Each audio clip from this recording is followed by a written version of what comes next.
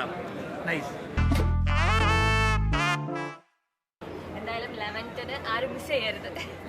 എന്തായാലും കണ്ടുനോക്കുന്നവർക്കൊക്കെ ഇഷ്ടമാവുന്ന സിനിമയാണ്. അടിപൊളി സിനിമയായിരുന്നു. പണ്ട് സത്യേട്ടനും സത്യനന്ദിക്കാടും കമൽ സാറും സിബി മലയിലൊക്കെ ചെയ്തിരുന്ന ഗ്രാമീണ സിനിമകളുടെ ഒരു സ്വഭാവമുള്ള സിനിമയാണ്. പക്ഷെ മഹേഷിൻ്റെ പ്രതികാരമൊക്കെ പോലെയുള്ള പുതിയ കാലത്തെ ഒരു ഗ്രാമീണ സിനിമയാണ്. വളരെ ഗംഭീരമായിട്ടുള്ള സ്ക്രിപ്റ്റാണ്, ഭയങ്കര രസമായിട്ട് എഴുതുന്നത്. ഇതിനെല്ലാം പുതിയ ആൾക്കാരാണ്, എല്ലാവരും വളരെ നാച്ചുറലായിട്ട് ചെയ്യുന്നത്. അതുകൊണ്ട് ഞാനൊരു ഒറ്റപ്പാലത്തുകാരനാണ്. വെള്ളവനാടൻ ഗ്രാമത്തിൽ നടക്കാൻ സാധ്യതയുണ്ടെന്ന് തോന്നുന്ന, നമ്മളാ സ്ഥലത്ത് ഇരിക്കുകയാണെന്ന് തോന്നിപ്പിക്കുന്ന ഒരു സിനിമയാണ്.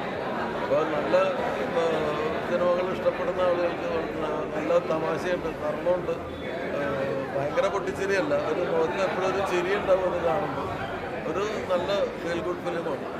ഫാമിലി ആയിട്ടാണ് കാണുന്നത്, ഭയങ്കര രസമുള്ളത്. 11-ാം തീയതി തിയേറ്ററിൽ റിലീസാണ് കോലാഹലം.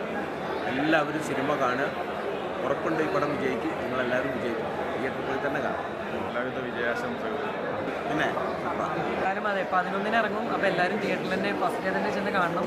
11th റിലീസാണ്, എല്ലാവരും വന്ന് കാണുക. ഇത് ശരിക്കും ഒരു മരണവുമായിട്ട് ബന്ധപ്പെട്ട കഥയാണ്. പക്ഷെ എനിക്കതിൽ ചിരിക്കാനാണ് കൂടുതലായിട്ടുള്ളത്.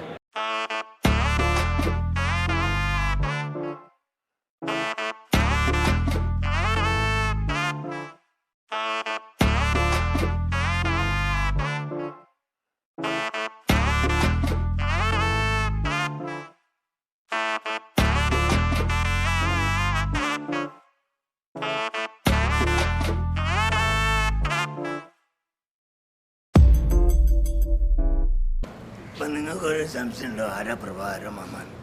തെറ്റിദ്ധരിക്കേണ്ട, ഞാൻ തന്നെയാണ് പ്രഭാകരൻ. ഞാൻ രജനീകാന്തിനെ ഒന്ന് വെല്ലുവിളിക്കുകയാണ്.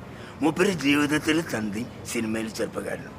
ഞാൻ സിനിമയിൽ തന്തി, ജീവിതത്തിൽ ചെറുപ്പക്കാരനും. അപ്പം കാണാം, സ്വാതി മോഹനൻ കാണണം, കോലാഹലം.